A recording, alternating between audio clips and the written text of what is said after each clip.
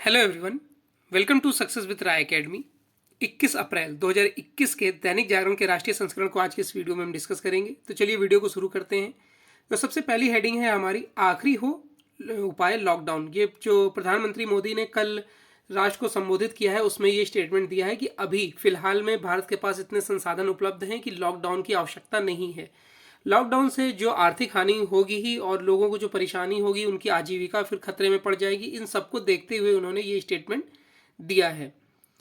Corona की दूसरी लहर से मची अफरा तफरी के बीच जनता से रूबरू हुए प्रधानमंत्री नरेंद्र मोदी ने अपने संबोधन में भरोसा दिलाया कि देश पिछली लहर की स्थिति से काफी आगे बढ़ चुका है।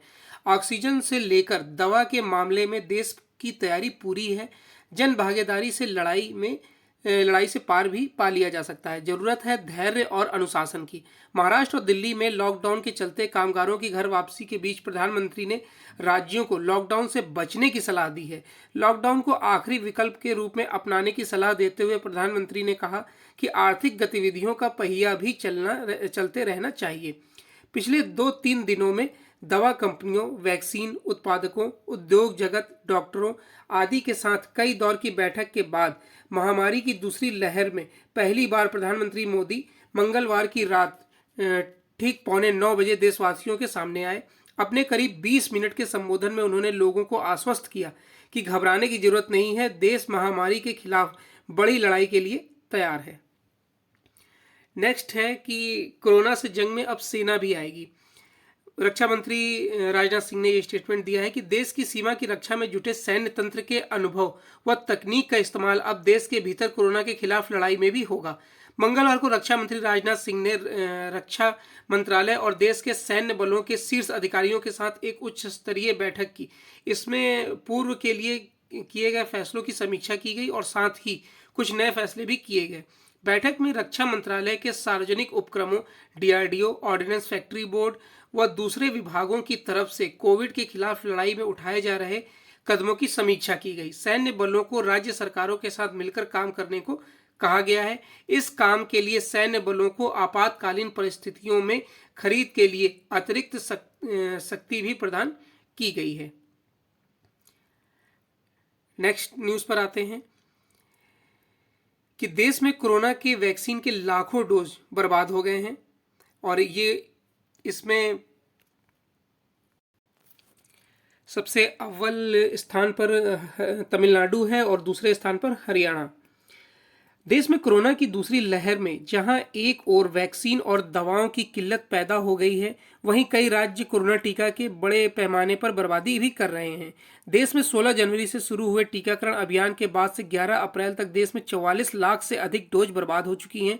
टीके की बर्बादी में सबसे आगे तमिलनाडु है। सरकार ने यह जानकारी आरटीआई यानी सूचना के अधिकार कार्यकर्ता और फ्रीलांस पत्रकार विवेक पांडे द्वारा पूछे गए एक सवाल के जवाब में दी है। सरकार द्वारा उपलब्ध कराए गए आंकड़ों के अनुसार 11 अप्रैल तक राज्यों को टीके की करीब 10.34 करोड़ डोज जारी की गई, जिसमें से 44.78 लाख से अधिक डोज विभिन्न कारणों से बेकार हो गई है। सबसे ज़्यादा 12% डोज तमिलनाडु में बर्बाद हुई है। इसके बाद हरियाणा 9.74%, पंजाब में 8.12%, मणिपुर में 7.8%, तेलंगाना में 7.55% डोज बर्बाद हुई हैं। नेक्स्ट न्यूज़ पर आते हैं। तो इसमें नेक्स्ट न्यूज़ है हमारी, अफगानिस्तान में चीन की बढ़ती रुचि से भारत के लिए नई चिंता। अफगानिस्तान से अमेरिकी सेना की वापसी की घोषणा के साथ ही चीन की तरफ से दिए जा रहे संकेत को लेकर भारत ज्यादा चिंतित है। अमेरिकी सेना की वापसी की सूचना के तुरंत बाद चीन की तरफ से अफगानिस्तान में अशांति फैलने और आतंकवादियों के हाथ में सत्ता जाने को लेकर चिंता जताई गई है। लेकिन अब चीन के सरकारी समाचार पत्रों से यह सूचना आ रही है कि अगर अफगानिस्तान में ज्यादा अव्यवस्था फैलती है तो चीन वहां ज्यादा सक्रिय हस्तक्षेप कर सकता है, यानी अपने सैनिक वहां तैनात कर सकता है। वजह यह बताई जा रही है कि चीन को इस बात का डर है कि अफगानिस्तान की अशांति उसके सिंजियांग प्रांत में फैल सकती है, जहां पहले से ही उग्रवादी घटनाओं को लेकर चिंता है। चीन की इस बढ़ती सक्रियता को लेकर भारत और अमेरिका के बीच संवाद हो रहा है। भारत और अमेरिका के विदेश मंत्रियों के बीच 2 दिन पहले ही हुई टेलीफोन वार्ता में भी यह मुद्दा अहम रहा है। संभवतः यही वजह है कि मंगलवार को अमेरिकी रक्षा मंत्रालय से जब इस बारे में पूछा गया तो उसका नपा तुला जवाब था, अफगानिस्तान के सभी पड़ोसी देशों को उसकी संप्रभुता का पालन करना चाहिए। अगर अफगानिस्तान में आतंकवादी घटनाएं होती हैं तो उसका अंतर्राष्ट्रीय नियमों के मुताबिक समाधान निकाला जा सकता है। नेक्स्ट न्यूज पर आते हैं।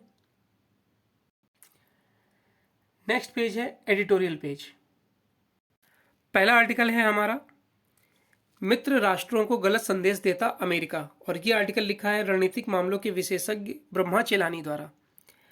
अमेरिका निसंदेह दुनिया का सबसे शक्तिशाली लोकतंत्र है। इसके बावजूद वहां दुनिया के सबसे पुराने और बड़े तानाशाह देश चीन के कुछ मामलों में समानता भी रखता है। वहीं चीन जो उसका सबसे बड़ा प्रतिद्वंदी एवं प्रतिस्पर्धी है। हार्वर्ड के प्रोफेसर ग्राहम एल्सन के अनुसार दोनों ही देश श्रेष्ठता की ग्रंथि से पीड़ित हैं और अपने समझ किसी को गिनते भी नहीं हैं।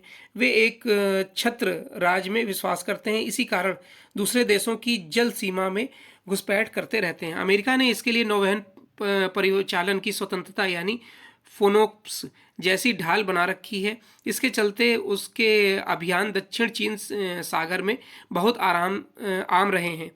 फिर भी विस्तारवादी चीन ने उसका भू राजनीतिक नक्शा ही बदल दिया है। चीन ने एक ऐसी गोली दागे बिना यह कर दिखाया है और अंतर्राष्ट्रीय स्तर पर उसे इसकी कोई कीमत भी नहीं चुकानी पड़ी। इसी बीच मित्र देशों के खिलाफ अमेरिका के ऐसे अभियान पर बहुत ध्यान नहीं गया, मगर हाल ही में यह धारणा भी टूट गई। दरअसल अप्रैल की शुरुआत में अमेरिका ने भारत के विशिष्ट आर्थिक क्षेत्र यानी EEZ में फिनोक्स का दाव चलकर एक कूटनीतिक बखेड़ा खड़ा कर दिया।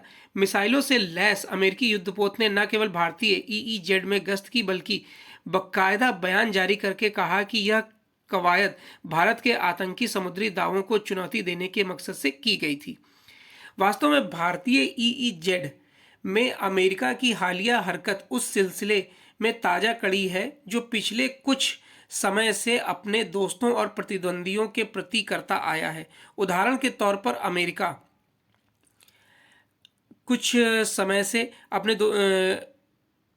स्वयं स्वीकार किया है कि सितंबर 2020 तक 11 महीने की अवधि के दौरान उसने 19 देशों के कथित अतिवादी समुद्री दावों को चुनौती दी है।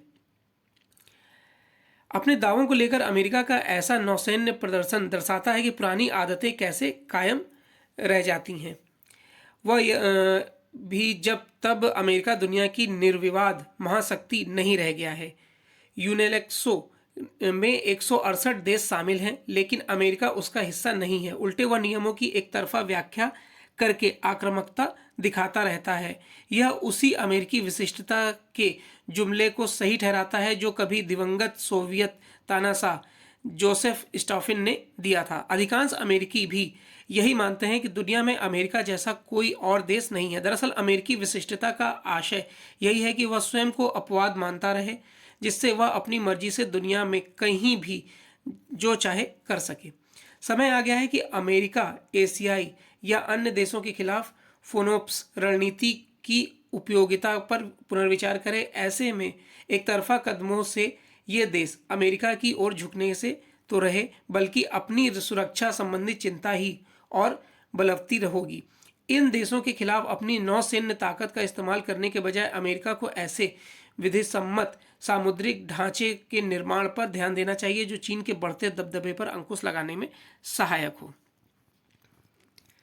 नेक्स्ट आर्टिकल है हमारी अस्मिता के प्रतीक पुरुष श्री राम, और ये आर्टिकल लिखा है सांस्कृतिक विषयों के विशेषज्ञ प्रणय कुमार द्वारा।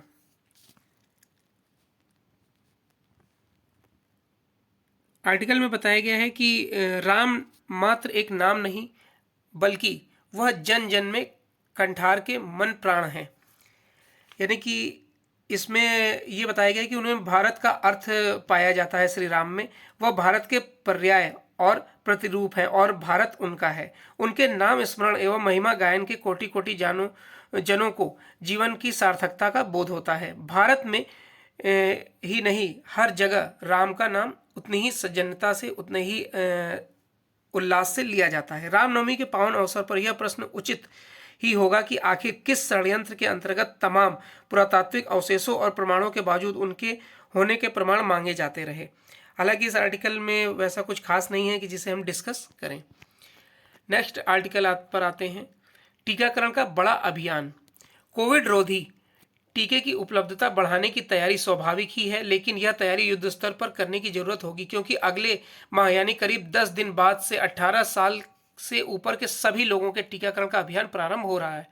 अभी तक केवल 45 साल से ऊपर की आयु वालों का ही टीकाकरण हो रहा है। जब इस अभियान के दायरे में 18 साल से अधिक आयु वाले भी शामिल हो जाएंगे तो टीके के लिए पात्र आबादी बहुत अधिक बढ़ जाएगी, क्योंकि इस आयु वर्ग की जनसंख्या कहीं अधिक है। 18 साल से अधिक आयु वालों के टीकाकरण का फैसला भारत की बढ़ती क्षमता का परिचायक तो है ही, इस बात का भी प्रतीक है कि सरकार कोरोना काल की चुनौतियों का सामना करने के लिए कमर कसे हुए है। यह कहा जा सकता है कि 18 साल से अधिक आयु वालों के टीकाकरण के दायरे में लाने का फैसला कुछ देर से लिया गया है, लेकिन इस देरी के पीछे के कारण को अनदेखी नहीं की जानी चाहिए। यह समझने के लिए कि विशेषज्ञ होने की जरूरत नहीं है। यदि पर्याप्त मात्रा के टीका उपलब्ध होते तो ऐसा कोई फैसला लेने में देर नहीं की जाती। नेक्स्ट पेज है हमारा बिजनेस पेज। बिजनेस पेज में लचर फर्टिलाइजर को विशेष सब्सिडी। केंद्रीय कैबिनेट के तलचर फर्टिलाइजर लिमिटेड के लिए विशिष्ट सब्सिडी को मंजूरी दे दी गई है। इसके तहत TFL कोल गैसिफिकेशन यानी कोयले की गैसीकरण प्रक्रिया से यूरिया का उत्पादन करेगा। इससे देश को यूरिया आयात में 12.70 लाख टन तक कटौती करने में मदद मिलेगी। TFL का गठन वर्ष 2015 में हुआ था। यह GAIL India limited, coal India limited, राष्ट्रीय केमिकल एंड फर्टिलाइजर्स लिमिटेड तथा fertilizers corporation of India limited का संयुक्त उपक्रम है। TFL इस वक्त FCIL के एक पूर्ववर्ती तलचर संयंत्र का पुनरुद्धार कर रही है। इसके तहत वह उड़ीसा के तलचर में एक ग्रीन फील्ड यूरिया संयंत्र स्थापित कर रही है। इसकी क्षमता 12.70 लाख टन सालाना होगी। इसकी स्थापना पर 13,277.21 करोड़ रुपए खर्च होने का अनुमान लगाया गया है। नेक्स्ट है, वृद्धि को बनाए रखने के लिए पूर्व आपसी विश्वास की जरूरत। केंद्रीय वित्त मंत्री निर्मला सीतारमण ने मंगलवार को कहा कि कोरोना महामारी के बीच वृद्धि को बनाए रखने के लिए उद्योग और सरकार के बीच पूर्ण विश्वास की जरूरत है। कोलकाता के मैनचेस्टर चैम्बर्स ऑफ कॉमर्स द्वारा आयोजित कार्यक्रम को संबोधित करते हुए सीतारमण ने कहा कि केंद्र ने यह सुनिश्चित करने के लिए कई कदम उठाए हैं कि महामारी की दूसरी लहर के बावजूद अर्थव्यवस्था का पुनरुद्धार जारी रहे। उन्होंने कहा कि वृद्धि को बनाए रखने के लिए सरकार और उद्योग के बीच पारस्परिक पूर्ण विश्वास होना चाहिए। ऐसा कुछ नहीं होना चाहिए जिससे अविश्वास पैदा हो। वित्त मंत्री ने बंगाल के बारे में कहा कि राज्य में उद्योगों के विकास के लिए एक वैश्विक दृष्टिकोण के साथ ऑक्सीजन की भी जरूरत है। भारत का इतिहास बंगाल से लिखा गया था, लेकिन आज दार्जिलिंग चाय जैसा स्थापित उत्पाद भी मुश्किल दौर से गुजर रहा है। वित्त मंत्री ने कहा कि कोलकाता पहले उद्योग के लिए जाना जाता था, फिर उसे ऐसा करना चाहिए। बंगाल और उसकी परंपरा को संरक्षित करना चाहिए। उन्होंने साथ ही कहा कि भाजपा की सरकार बनते ही राज्य के किसानों को धन मुहैया कराया जाएगा। हमारे घोषणा पत्र में बंगाल की इकोनॉमी के पुनरुद्धार के बारे में विस्तार से बताया गया है। नेक्स्ट न्यूज है कि यूरोपीय यूनियन ने म्यांमार पर लगाए और नए प्रतिबंध। यूरोपीय यूनियन यानी EU ने म्यांमार के 10 सैन्य अफसरों और 2 कंपनियों पर प्रतिबंध लगा दिए हैं। कंपनियां म्यांमार सेना के नियंत्रण में ही काम कर रही हैं। इससे पहले भी EU ने प्रतिबंध लगाए थे। जिन 10 सैन्य अफसरों पर प्रतिबंध लगाया गया है वे सभी 1 फरवरी को लोकतांत्रिक सरकार के तख्ता पलट में शामिल थे। EU के बयान के अनुसार 2 कंपनियों में economic holding public company limited और म्यांमार इकोनॉमिक कॉरपोरेशन लिमिटेड है। ये सैन्य प्रशासन के अधीन काम कर रही है और सेना के लिए राजस्व उपलब्ध कराती है। बयान में स्पष्ट किया गया है कि EU के सभी देशों के लोग इन प्रतिबंधित सैन्य अफसरों और कंपनियों के साथ आर्थिक गतिविधियां नहीं करेंगे। इन दोनों ही कंपनियों पर अमेरिका, ब्रिटेन में भी प्रतिबंध विचाराधीन है।